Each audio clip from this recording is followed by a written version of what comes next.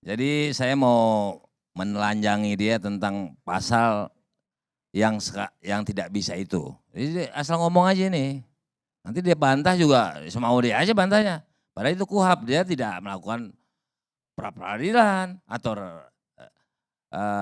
judicial review, dia enggak, ya kan? Nah, saya sampaikan bahwa ada dalam teori asas hukum dari zaman bahasanya itu pun bahasa Latin. Jadi kalau dia bilang itu udah dulu di KUHP, ya maaf aja pengetahuannya kan, itu bahasanya itu udah ada di HIR. Tentang Lex Paporeo. Apabila ada perubahan undang-undang, maka hukuman yang teringanlah yang dipakai. Nah sekarang saya katakan dia tadi, 160 memang dulu sekian, yang pasal dia tentang aja. 160 sekian, dulu. Nah sekarang kalau Pak Karni lihat undang-undang yang baru, 160 itu bukan 6 tahun tapi 4 tahun. Berhubungan dengan tadi teori tadi, sudah terjawab, yang teringanlah. Kalau masalah penyelidikan tentunya pada tempus itu kan tempo hari. Masa mau dibuka pakai KUHP yang mana? Masa rancangan KUHP yang dia pakai? Masa Perkapolri yang saat ini belum ada? Kan sudah ada undang-undang, hierarkis undang-undang kan kita tahu semua. Kalau memang belum jadi belum apa, gimana? Nah, untuk menjelaskan ya DPR RI untuk menjelaskan tentang asas yang saya sampaikan tadi, ada Undang-Undang Nomor 1 Tahun 2026. Ada di pasal 361 junto 246 KUHP. Jadi kalau dia menentang teori begini cuma pengen mencari masa aja supaya kelihatan benar. Nah, tadi dia klarifikasi tentang pembicaraan dia nggak sepanjang itu. Coba dia sampaikan itu di video. Enggak mungkin saya laporkan. Dia nggak ada. Dia baru sampaikan ini bahwa maksudnya adalah harusnya bahwa dia baru dia bilang gara-gara ini mereka dipanggil hari ini. Padahal kan ada jadwal, apalagi sudah jadi tersangka. Dia nggak satir. Maka saya nggak laporkan itu kalau dituduh tentang jin iprit. Saya nggak laporkan. Tapi kan saya nggak tahu alasan Bang Egy. Mungkin bukan salah satunya aja. Saya nggak tahu. Tanyakan anaknya. Kenapa saya nggak laporkan? Saya lebih kejam kalau nulis, sarkastik. Biasa sama saya majas satir. Nggak ada urusan saya. Tapi kawan ini, ya kan, menyampaikan dia runtut ke belakang. Itu pembelaan diri. Nah dia bilang dia tidak salah karena advokat. Advokat itu tidak boleh. Satir boleh, tapi saya juga bisa satir itu nggak bukan satir, nuduh, membuat publik makin benci, makin marah. Nah untuk dia bilang karena advokat ya, saya akan upayakan melaporkan kode etik. Oke. Oke, terima kasih ke organisasi tempat dia jadi advokat. Terima kasih. Sekarang karena bapaknya banyak disebut dan bapaknya nggak hadir di sini. Sekarang giliran Ismullah Asidiki, putra Egy Sujana. Bismillahirrahmanirrahim. Assalamualaikum warahmatullahi wabarakatuh. Sebelumnya Bang Karni salam dari ayah. Beliau sedang masih berobat, kebetulan baru berangkat lagi ke Malaysia. Titip salam buat Bang Karni, sudah lama gak ketemu, katanya kangen juga untuk hadir di ALC. Jadi sebelumnya saya awali dengan salah satu doa ya. Wabi sodri wa yasiril amni waklun udatan milisani yafqahul qawli. Itu semua orang muslim insya Allah paham doanya. Dan siapa yang mengucapkan itu adalah doa Nabi Musa. Ya, dalam surat Toha 25-28 itu diucapkan oleh Nabi Musa. Dan sekarang itu menjadi ibrah buat kita semua, maka ketika ada acara-acara seperti ini, mungkin dianjurkan untuk membacakan doa itu. Analoginya apa? Analoginya bukan berarti ketika kita membacakan doa itu, atau saya tadi membacakan doa itu, saya sedang mau bertemu dengan Firaun. Bukan berarti saya mengatakan Bang Karni Firaun atau teman-teman yang ada di sini Firaun. Bukan. Itu analogi berpikir sederhananya. Jadi kalau ada orang-orang yang mengatakan bahwa berarti Bang Egy menganggap dirinya sebagai Musa atau mengatakan Jokowi sebagai Fir'aun, itu suatu pemikiran yang sesat dan keliru memahami ibrah dan uswah yang ada di dalam Al-Quran.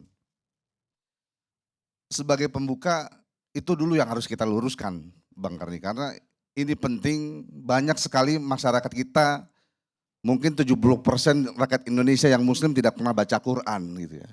Jadi nggak tahu juga apa isi dan substansinya. Maka perlu saya luruskan tentang pemahaman tadi yang mungkin digambarkan oleh Bang Aka juga, menarasikan seperti itu, dan itu keliru.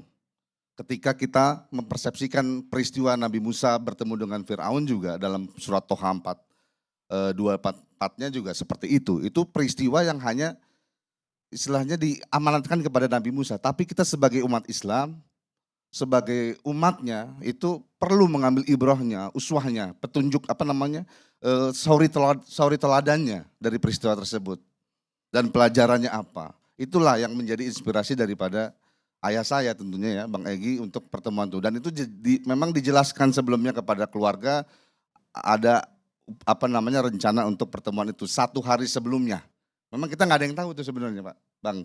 Dan 1 hari sebelumnya baru dijelaskan. Saat itu saya sama Bang Egy sedang ada di Riau, memang ada menangani perkara juga, dan itu dijelaskan di situ. Dadakan, jadi memang nggak ada. Kalau saya lihat memang nggak ada rencana yang sedemikian rupa gitu ya. Dalam konteks pertemuan itu. Satu hal yang mungkin saya izin sampaikan juga Bang Karni, ini permintaan dari ayah ya untuk disampaikan dari Bang Egy juga. Karena saya perlu luruskan juga, kedatangan saya hari ini bukan sebagai kuasa hukum dari Bang Egy sebenarnya. Saya juga bagian dari tim kuasa hukum yang dalam hal ini juga kita bentuk juga tim hukum, tim pembela hukum Bang Egy Sujana gitu ya. Karena sebelumnya Bang Egy kan ada di tim pembelaannya Bang Aka juga, tapi kemudian didepak. Jadi kalau bertanya persoalannya siapa yang mengkhianati siapa, ya kita ditinggalkan lebih dulu Bang. Ditinggalkan lebih dulu, tidak dibela dalam konteks itu. Apapun alasannya ya, meskipun kami juga minta konfirmasi, tapi ya karena sudah diputuskan seperti itu ya, akhirnya mau nggak mau saya bersama Pak Al-Katiri membentuk tim baru. Karena Pak Al-Katiri juga awalnya di tim sana didepak juga. Nah itulah ada dinamika seperti itu yang mungkin Bang Aka juga tidak jelaskan awal mulanya seperti apa. Nah ini izin saya bacakan sambil juga saya berelaborasi lah ya. Bang Egy menyampaikan, menilai manusia di akhir hayat bukan di tengah jalan. Menilai seseorang janganlah di tengah perjalanan hidupnya, tetapi di akhir hayat setelah wafat. Sebab ketika riwayat hidup telah selesai, barulah identitas sejati tanpa kepalsuan. Selama Allah masih memberi umur, artinya ajal belum tiba, maka pintu taubat, perbaikan diri dan perubahan jalan hidup tetap terbuka lebar. Karena itu, jangan mudah memberi vonis terhadap masa depan seseorang, apalagi dengan mengatakan di masa tua best salah jalan. Itu adalah penghakiman tanpa ilmu. Menilai takdir orang lain seolah-olah mengetahui kehendak Allah. Dalam surat Toha 135 Allah berfirman, katakanlah masing-masing menanti, maka nantikanlah. Kelak kamu akan mengetahui siapa yang berada di jalan lurus dan siapa yang mendapat petunjuk. Biarkan waktu dan Allah sendiri yang membuktikan siapa yang benar dan siapa yang tersesat. Ada ibrah dari kisah para nabi. Apakah Nabi Musa salah jalan ketika mendatangi Fir'aun? Padahal itu justru perintah langsung dari Allah dalam surat Toha 41-46. Apakah Nabi Khidir salah saat membocorkan kabal, membunuh anak kecil, merobohkan dinding? Bahkan Nabi Musa pun belum memahami hikmahnya hingga akhir kisah. Baru di penghujung cerita semua rahasia tersingkap. Pelajaran pentingnya, kebenaran sering baru tampak di akhir perjalanan, bukan di tengah proses. Maka kita perlu introspeksi diri bukan untuk menghakimi orang. Allah mengingatkan Al-Hasr ayat 18 berfirman, wahai orang-orang yang beriman, bertakwalah kepada Allah dan hendaklah setiap diri memperhatikan apa yang telah diperbuatnya untuk hari esok. Pertanyaan jujur untuk kita semua, apa bekal akhirat yang sudah kita siapkan? Pernahkah kita berjuang membela kebenaran walau pahit? Pernahkah kita menasehati penguasa dengan keberanian dan adab? Bukan sibuk mencela orang lain, tetapi sibuk memperbaiki diri. Janganlah berbicara tanpa ilmu. Dalam surat Al-Isra 36, Allah berfirman, janganlah kamu mengikuti sesuatu yang tidak kamu ketahui. Pendengaran, penglihatan, dan hati akan dimintai pertanggungjawaban. Bahkan Allah memperingatkan keras, mereka memiliki hati tapi tidak memahami, mata tapi tidak melihat, telinga tapi tidak mendengar. Surat Al-A'raf 179. Ini adalah gambar disfungsi nurani. Saudara Isbullah, diperpendek. Iya, baik. Kita nggak punya Iya, waktu panjang-panjang. iya. Jadi pada intinya buat teman-teman semua sekarang, khususnya terhadap Bang Egy, saya sebagai pihak keluarga memohon, meminta, hentikan itu prasangka dan fitnah yang beredar gitu loh. Terhadap Bang Egy. Banyak yang bilang menuduh menerima duit uang 100 miliar dan lain sebagainya.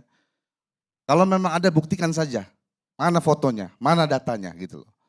Ya, ada nggak uangnya gitu loh. Alirannya di mana? Silakan. Kalaupun ada yang bilang apa ya, mungkin narasi-narasi dari Bang Aka juga. Saya sebelumnya tadi saya disinggung ya. Pertemuan laporan itu sebenarnya dari pihak keluarga tidak tahu, Bang. Ya, itu memang murni mungkin perasaan batinnya Bang Egy sendiri atau ayah saya sendiri yang merasa dihina sedemikian rupa dan demi fitnah sudah melampaui batas lah. Meskipun kami secara keluarga marah, kesal juga gitu ya. Tapi kami masih memahami lah posisi-posisi seperti Pak Rosuryo, mungkin kuasa hukumnya. Tapi statement-statement yang dan narasi yang dibangun oleh kuasa hukumnya khususnya Bang Aka juga menurut saya sangat melampaui batas sehingga saya juga menegur. Sebagai junior saya hormat sama Bang Aka. Saya baik-baik saya WhatsApp gitu ya. Sampaikan, itu sebelum laporan. 1 hari atau 2 hari sebelum laporan. Nah, pada saat memang ternyata sudah ada laporan, memang baru saya undang secara keluarga. Untuk kita ketemulah. Bang Aka dan tim dan teman-teman yang lain kalau mau minta klarifikasi ya langsung lah. Bisa ke Bang Egy, kalau nggak nyambung bisa ke saya. Ada nomor saya, tapi nggak pernah itu. Yang ada semua narasi yang tanpa data, tanpa fakta, tanpa bukti apapun menjelek-jelekan Bang Egy. Jadi ayah saya ini ya, kalau kita ngomongin orang, menjelekan orang gitu, menggunjing orang, ya yang dijelekan bukan cuma orang itu.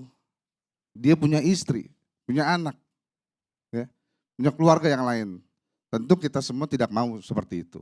Makanya ketika ada narasi-narasi yang banyak sekali, saya kebetulan memang bergabung di beberapa tim WhatsApp grup, baik ada namanya WhatsApp grup ijazah palsu Jokowi dan lain sebagainya, ada namanya timnya RRT, ada namanya, saya bergabung di situ. Saya lihat semua narasinya, ya semuanya lah hampir. Ya, mungkin mereka kecewa, ya, tapi mereka berpikir tidak berdasarkan objektivitasnya gitu loh. Melihat bagaimana seharusnya mereka juga melihat bagaimana perjuangan Bang Egy selama ini. Dari tahun 2022 sampai dengan sekarang, ya siapa yang pertama, yang termasuk yang pertama gitu loh, membela Bambang Tri dan Gus Nur itu. Dan itu kapasitas beliau sebagai advokat dan itu yang dikeluhkan, yang disampaikan kepada Jokowi bahwa ini kejanggalannya nggak benar gitu loh, kezalimannya di situ. Kenapa saya sebagai advokat?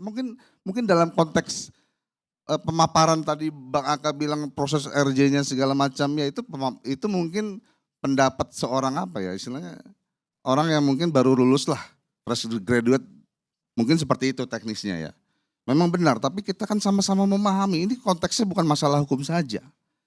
Penyelesaiannya nggak bisa sedemikian rupa kalau menurut saya pribadi ya. Jadi saya sih mengajak kita semua bijak lah, tanpa perlu harus saling menghujat dan lain sebagainya. Tentu pemikiran-pemikiran tokoh-tokoh politik kita seperti Pak Jokowi, Pak Egy yang sudah berpuluh-puluh tahun di dunia politik juga punya pertimbangannya, strategi politiknya seperti apa. Sementara saya sebagai anak juga atau mungkin sebagai advokat juga melihat sebenarnya itu normatif saja RJ itu. Meskipun yang secara tim kita melihat tidak pernah kita ajukan RJ memang Pak. Jadi kalau ada surat permohonan RJ ya mohon diperlihatkan saja siapa itu yang mengajukan. Tapi kalau dari tim yang diketuai Pak Al-Katiri yang kita ajukan adalah permohonan SP3 dan permohonan gelar perkara. Gelar perkara khusus itu juga kita ajukan. Mungkin kalau Bang Dehal tidak, tapi kami ajukan. Dan itu kami upayakan. Dan kami upayakan. Akhirnya terwujudlah gelar perkara khusus itu dengan mengundang semua pihak. Saya hadir di situ. semua yang terlibat hadir. Baik, Hizbullah. Terima kasih.